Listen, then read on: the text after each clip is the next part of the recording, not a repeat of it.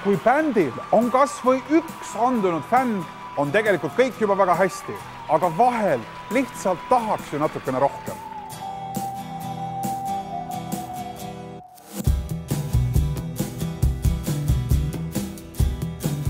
Mina olen Roland, 27 aastat vana.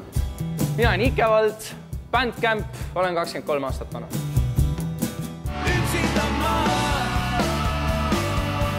Bandcamp täidab minu jaoks Eestil ühte auku, mis kuni Bandcampi tekkimisel Eesti muusikamaastikul oli, et iga uus noor bänd, kes sooviks saada rohkem pildile, rohkem kuulajate ja inimesteni, siis läbi raadio on see väga raske ja Bandcamp toetab just eelkõige noori bände väga tugevalt. Bandcampis on meil kokku 6 inimest tegelikult aga see idee, mis me Ajujahile esitasime, see tuli tegelikult Ikevaldilt. Ajujahist kuulsime igalt poolt. Esiteks internetist tuli selle kohta, teiseks minu koolis EBS-is, kus ma sel hetkel õppisin, räägiti sellest väga palju ja meie ettevõtlusõppejõud julgustas meid sinna minema. Teised liikmed elasid meiega väga kaasa ja olid väga entusiastlikud meiega igal sammul. Ajujahi puhul me nägime seda, et meil oli üks uus mõte, mida tahtsime teostada ja lihtsalt selle Ajujahi puhul me nägime, et see on hea surve peale panna endale, kus see idee ära teostada. Ehk et seal on pidevalt koolitused, seal on mentorid juures, kes hoiavad kätt pulsil ja siis on juba raske mitte seda ära teha, sellepärast et keegi on kogu aeg juures sellel.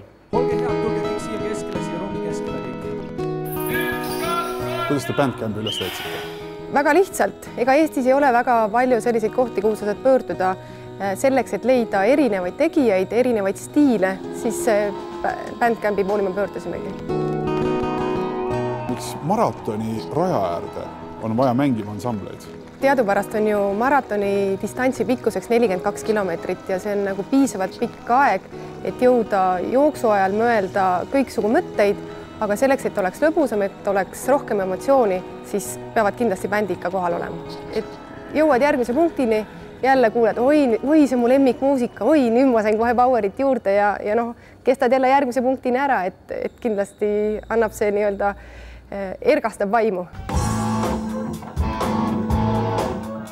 Kuidas see süsteem üldse töötab? Kusagil on mingi Bandcamp, kusagil on bänd, nagu näiteks teie oma. Mismoodi see koostöö tegelikult töötab?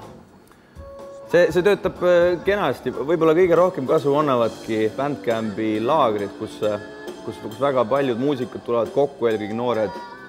Ja sealt saadakse väga palju tutvusi ja tutvutakse ka Bandcampi korraldajatega.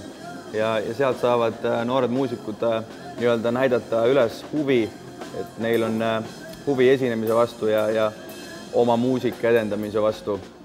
Ja sealt hakkab see selline väga meeldiv koostöö ja sümbioos pihta, et meil ka oma näiteks tuua, et meil on olnud paar-kolm väga suurt esinemist siin samas Rock Cafe's koos näiteks Smilers ja The Suniga, et väga tugev ettevõtmine on selles osas Bandcamp.